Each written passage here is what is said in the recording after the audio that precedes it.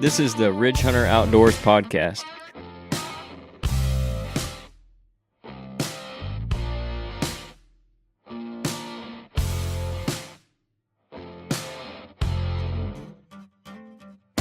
What's up, everybody? Welcome into episode number 67. This is going to be maintenance week here on the Ridgehunter Outdoors podcast because today we're going to be talking about some clover maintenance, how you can maintain your established clover plots, and even some of this stuff's going to help you get those clover plots established, especially if maybe you just started them last year, or even if you're starting them this year. So these things will all be this will all be stuff that can help with that. And then on the Full Draw Friday episode this week, I'll be talking about some switchgrass maintenance. So a couple big things when it comes to habitat management for whitetail specifically, clover and switchgrass. We really like both of those depending on your situation. So we're going to get into clover today. So if you've got clover plots, or even if you're looking to put some in, this will be good stuff to help with those. So the first thing on the list is going to be that frost seeding. And we've talked about that on the podcast before. If you don't know what it is, if you haven't heard us talk about it, essentially you're putting seed on the ground here. You've got at least another couple weeks to probably do it here in the Midwest. And as the soil freezes and thaws, it's going to work that seed into the soil. So as you know, if you mess with any clover, it's little bitty seed. It doesn't have to be a quarter inch into the soil. The biggest problem a lot of people have when they're trying to get clover planted is actually planting it too deep and it never comes up. So you can actually just broadcast that stuff right into your existing clover plot. You're going to want to target the thin spots with the heaviest amount of seed. Even if you don't really have any thin spots per se, you can go in and just use, you don't have to use necessarily the recommended amount. So let's say if you have a quarter acre food plot and the recommended amount is 2 pounds per quarter acre, maybe you just use a pound of seed and you put it on that, and so on and so forth, however big your plot is. So that can be a way to maintain it. It's going to help promote new growth within your clover. Some of that stuff's probably going to die this year, may go dormant. That stuff will be there to take its place. So you'll have some new growth come the spring when the soil warms up. It's going to help fill out your plot, and it's also going to prevent new weed growth too. So where those places, even if it looks like you have a good stand of clover coming up for this next year, if you have those places where that clover is actually going to die out in the spring and those weeds could come up, at least now you've got that new established clover where it's going to help keep that down. Same way if you do have bare spots or thin spots, maybe last year was your first year for putting in a clover plot, or you didn't do the proper maintenance last year and you had some of it die. This is going to fill out those spots so the weeds can't come up in those either. The next thing, as we get into really later March and into April when we start seeing stuff green up, is going to be spraying. And this is a big one because as long as you do frost seeding and then the fertilizing, which we'll talk about later, most of the time, especially depending on your browse pressure, you're going to be able to get away with just spraying your clover plots. You won't even have to worry about mowing, which we'll talk about here in a second. You're going to want to spray them with the select herbicide when the clover is established, so you don't want to spray real young stuff. That's why if you do have some younger stuff in there, you're going to want to wait and give it a little bit of time for stuff to green up, and then you can go in there and spray it. What this is going to do is going to control the unwanted grasses and weeds. Clethodim will not kill your clover. It'll kill the grasses. That's what you'll spray for the grasses. You'll want to use some kind of crop oil with that surfactant, or you can even use Dawn dish soap. That's what we've used in the past quite a bit. Works pretty well. Helps that stuff stick. So that's what we'd recommend for the grasses if you're having grass issues, or even if you're not, just to kind of keep them down. If you do have a little bit spotty here and there, you can go in and spray it. Another one, 2,4-D. Now you have to be careful with your clover blends like ours. Specifically, the Ridgehunter Outdoors blend has some alfalfa in it, so you got to be careful spraying 2,4-D on it. Whitetail Institute does make a product that's 2,4-D based called Slay, and it actually will not kill your alfalfa. So when we spray our own plots that we have our seed in, that's what we use. It's a little bit more expensive, but it's worth it to keep that alfalfa because that's a really big addition to a clover plot, in our opinion. Obviously, that's why we put it in the seed blend, so we really like to have that alfalfa in there. We don't want to waste all that seed that we put down and the money and then kill it because we're trying to keep the weeds out. So we'll go ahead and spray that Slay in there. If you don't have any alfalfa, if you just have straight clover and even the chicory, you can spray the 2,4-D on it, and that'll kill your weeds. So a good mixture. You can spray both of those at the same time, the cleth and the 2,4-D. Again, use some kind of surfactant. Dish soap works just fine. And you can spray out your weeds and grasses, and then you're not going to have to worry about chopping down your clover. say before a big drought or something, if you've got rain coming in the future but it doesn't hit, then you don't have to worry about that stuff going dormant on you for the summer or dying out. And again, if you have a good browse pressure, the deer are going to keep it down to a pretty manageable level anyway. So if that isn't the case though, or if you just don't want to do a bunch of spraying, maybe you don't want to spend the money on the chemical, which it can get pretty expensive depending on the size of your plots and how much spraying you're doing, you can mow your clover. Now, you don't want to mow it too short, and you don't want to mow it too early or too often. And like I was just talking about the drought, you definitely don't want to mow it right before drought. What you're going to do when you mow that, like anything else, it's going to shock the clover, so it's going to stress it. If you mow that stuff and stress it out, and then it goes through the stress of like a 2-week drought, you may end up killing it. It'll go dormant until the next spring, and then you're not going to have anything for that fall. So be sure to check your weather. Make sure you got a good chance of rain within the next 7 to 10 days, I would recommend. Now, when you're going to want to mow that clover is when it reaches a height of about 6 to 8 inches, and that's going to help and control your weeds, and it's going to improve coverage as well, because as that clover starts to seed out and it gets the heads on it, then you're going to broadcast that seed out, and it's going to help kind of do the same thing as a frost seeding would do, except this is going to be in the spring and the summer. So if you get that rain that comes after that, that's going to help plant your seed into the soil as far as it needs to be, and then it can germinate and come up. So you're looking at 6 to 8 inches of height before you want to mow that. Any lower than that, you're really not benefiting yourself much. Any higher than that, if you let it get higher than that, the deer aren't really going to want to mess with it too much. It kind of gets too woody for them, and it's not as palatable as it would be between that 4, 6, 8 inch mark. So that's where you're going to want to be looking for that. And when you do mow it, we recommend mowing it down to the 3 to 4 inch mark. That gives it a good reset. And again, if you let that stuff go to seed, then you're going to help broadcast some of that seed out, and it's going to be helping improve your coverage and controlling your weeds. Now, the one thing mowing won't do is kill your grasses. So if you do have a grass issue and weeds, you still want to mow because you don't want to spray that much chemical on it. Maybe you don't want to spend the money on the sleigh, and you've got alfalfa in it, so you're just going to go in and mow it. You can do that and kill the weeds, but then you're still going to have to go over it with some kind of select herbicide like the clethodim, or they make several others under different names, which the base of them is all going to be cleth. You can use those to kill your grasses. So keep that in mind when it comes to mowing. It's not going to kill the grass. Just look at your yard. If you got grass in your yard, you know when you mow it, it doesn't die, but you can mow the weeds out of it. So keep that in mind when it comes to spraying and mowing. If you're only going to do mowing, you're going to have grass problems if you have grass there already. It's got to be a combination of mowing and spraying. You can only spray if you spray the right chemicals, but you can't only mow if you have grass and weed issues. And a lot of people will say that weeds are okay in the food plot because the deer will eat them. That's true to a point. They're going to eat some of those weeds during the summer, but when it comes to the fall and those weeds die, then you've got bare spots that you could have had clover in. It's just going to be wasted space. So that's extra forage you could have had for them in October and November and even December that you let grow into weeds and then die out, and now they got nothing. So that's why we like to keep the grass and the weeds out of the food plots. Now, another big one that gets looked over a lot when it comes to maintaining your clover is fertilizing. You're going to want to make sure your pH stays where it needs to be and everything else as well. If you don't have that, your clover's eventually going to die. It's going to rob all the soil of its nutrients, and then you're just going to have a big dead plot, or it's going to have grass and weeds in it.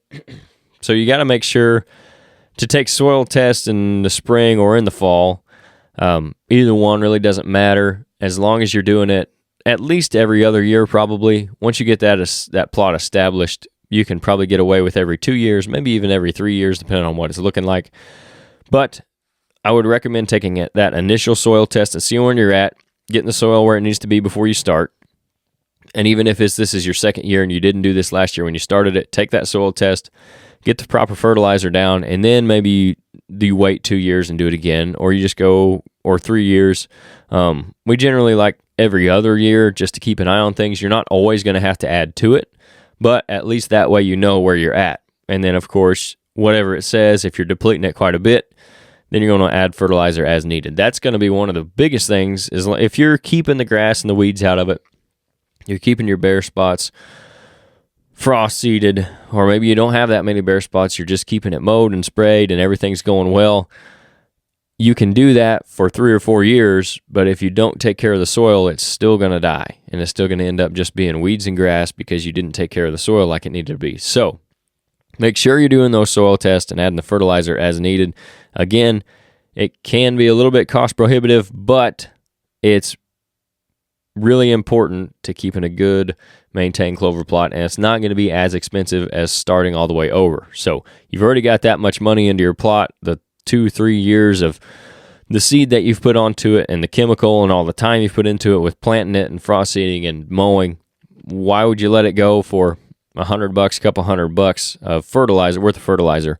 So plus whatever the soil test is going to cost you. I think there's a lot of companies out there that make pH tests, just pH tests. I think Antler King has one that we've sold in the past. Again, Whitetail Institute has one that'll tell you everything you need to know. You can go on there, you send it in, you mark what you're wanting to plant. You just mark that you have some clover and chicory blend, whatever I think maybe Whitetail Fusion is their clover and chicory blend. So you'd mark that. They'd tell you everything you need to do, down to the pound per acre of fertilizer, what type of fertilizers you need to add that would be best suited for that clover and chicory. So they really make it easy. It's a little bit more expensive, but again, it's pretty dummy proof if you do it that way. So make sure you're doing that. There's plenty of ways to do it. You can also go to your local ag store, your ag supplier, and they'll generally do soil tests as well. You might just have to do a little bit more research on what your soil levels need to be for your clover blend, whatever it is. So keep that in mind if you're going that route. That's going to be the biggest things really when it comes to maintaining clover. We've worked on clover plots that have been maintained decently, and we've had to do a little bit of work to them.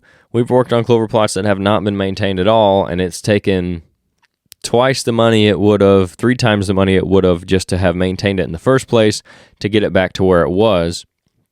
And it took probably a year and a half, in the specific one that I have in mind, a year and a half, 2 years to get it back to where it was. So you don't want to waste all your time and effort and money by not doing these things and keeping what you already have.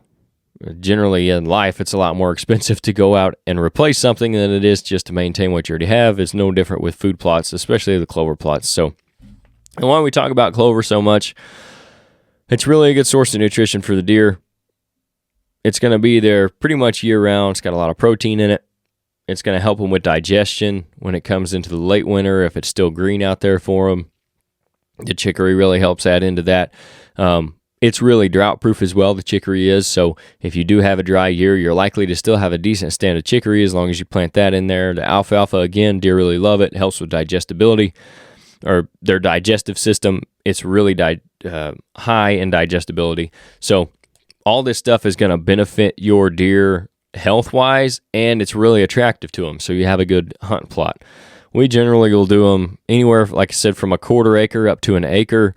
We've seen some 1.5 acre, 2 acre plots. Really, once you get up there into that size, I would recommend breaking it up and planting a couple different things. If you have that much room, especially depending on what else is on your farm or the piece of property that you're hunting, maybe break that up into some clover and brassicas. But all the way up to an acre, if you just want to do clover, you're going to be pretty safe with it. Now, some of the things that you might have against the clover would be if you're not looking to have food there year-round, because you only have so much bedding on your property, let's say, and you don't want the does to come in there and take all of it up, and you don't want an overpopulation of does on your property, because once they find that clover, they're going to hang around and stay, and once they're there for the long run. So until those does are dead, they're probably going to stay on your property, or until you run them off, of course.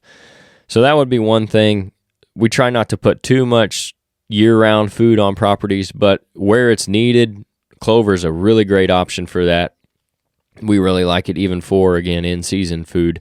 And it makes a good partner with a brassica blend if you want to do that. Like we've got out at Jeff's, we've got the brassicas on one side and the beans and the corn, and then the clover plot in the middle. The deer hammered that clover all year long.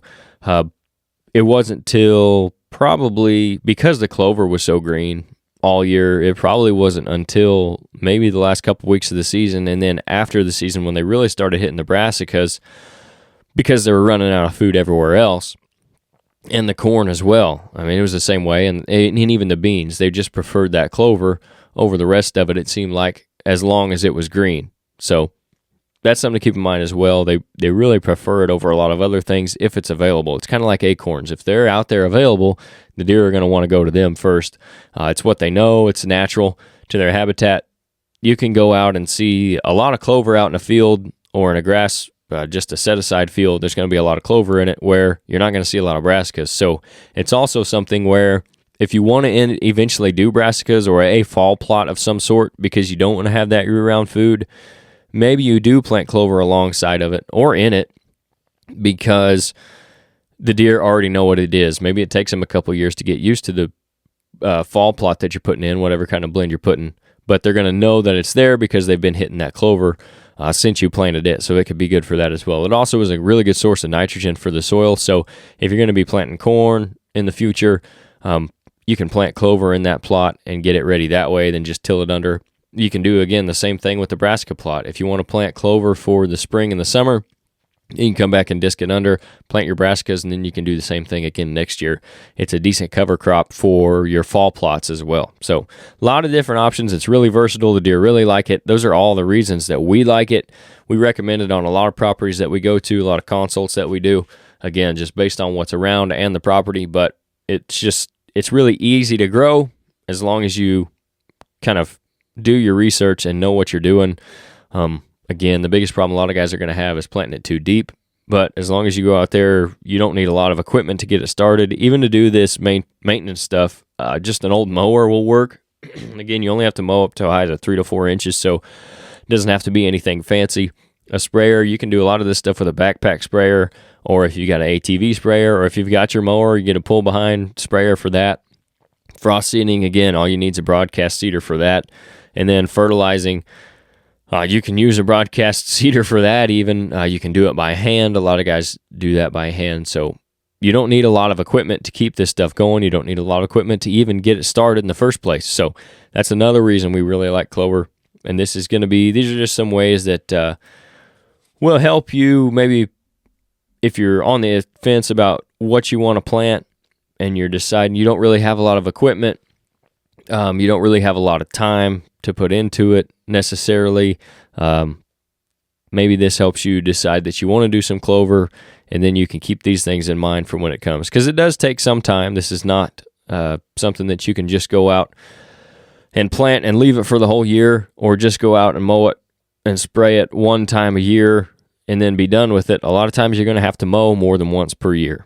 Especially if your weeds are coming back, you're probably going to have to mow it into June. When it hits that 6 to 8 inch mark, go ahead and mow it back down to 3 to 4 inches.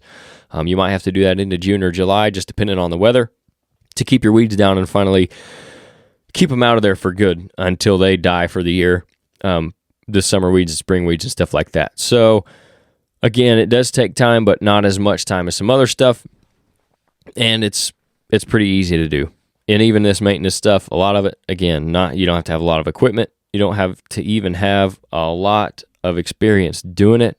It's pretty self-explanatory stuff. So hopefully that helps you guys with the clover plots out there. If you don't have them, if you're planning on doing one, hopefully that's some good information for you. We've had a lot of luck just using kind of that system. Frost seed, spray, mow, do your fertilizing. You can keep a clover plot going for a long time like that. So that's all I've got for this week. Again, shorter episode since it was just me. Friday, actually we're leaving this week. We'll be in Iowa Friday through Sunday. So if you guys are going to be up there at the Deer Classic, make sure you stop by and see us. We'd like to talk to you. If you got any questions for us, if you want to know anything, anybody that's joining the listener group from us up there, we thank you guys for tuning in. But again, we're really looking forward to being up there. It's going to be a really good show. Great show last year. I've been looking forward to it since we left at the end of last year's show. So we're all excited for that. Looking forward to seeing everybody up there. We'll be unveiling our new podcast logo up there, which will be cool. We'll have some merch with that stuff on it. We might do some giveaways of that as well. Show specials on some of our partner products as well. So again, we're going to be on the upper level between the seminars and the antler display. If you're going to be there, stop by, check it out, see what we got going on. We'd love to say hi, talk to you for a minute. Our partner for the podcast for this week is Rodney Hawkins. If you guys are looking for a piece of ground to manage your hunt, manage and hunt. If you want to do your own clover plots, maybe you just got permission property right now, maybe you're hunting public land, and you're looking to get into private land ownership, Rodney's going to be the guy to talk to. There's just so much benefit to owning your own property. You have so much power when it comes to managing a deer herd and a habitat for them and growing bigger deer and more deer and a healthier herd. So if you're looking to get into that, talk to Rodney. He grew up hunting and fishing in Southern Illinois, and now he's putting that love of the outdoors into selling recreational properties as a land specialist with Midwest Farm and Land. Now, if you haven't heard of them, they're not really your average real estate company. Last year, they sold over $85 million worth of ground. They've got agents like Rodney all over Illinois, so they're really a local company with a national reach. If you want more information on them, any properties that might be available, if you just want to let Rodney know kind of what you're looking for to keep an eye out for you, you can contact him directly at 618-925-3153, and he'll get you taken care of. He's also recently started his own company called RHO Outdoors, and he currently carries hard and soft-sided blinds and blind chairs, all from Red X Blinds, in addition to an all-natural scent elimination product called Camo Dust, which you can get more info on at camodust.com. Now, as for the blinds, Nate actually hunted in one quite a bit this year over one of his better food plots, and he was more than happy with how that worked out for him. So if you're interested in anything that RG Outdoors has, you can send them a message through their Facebook page, which is just RG Outdoors. Email them at rgoutdoors@yahoo.com, or again, you can just call Rodney at 618-925-3153. Thanks, everybody, for tuning in this week. We hope to see you this weekend up at the show. Even if not, we'll catch you guys again next Monday.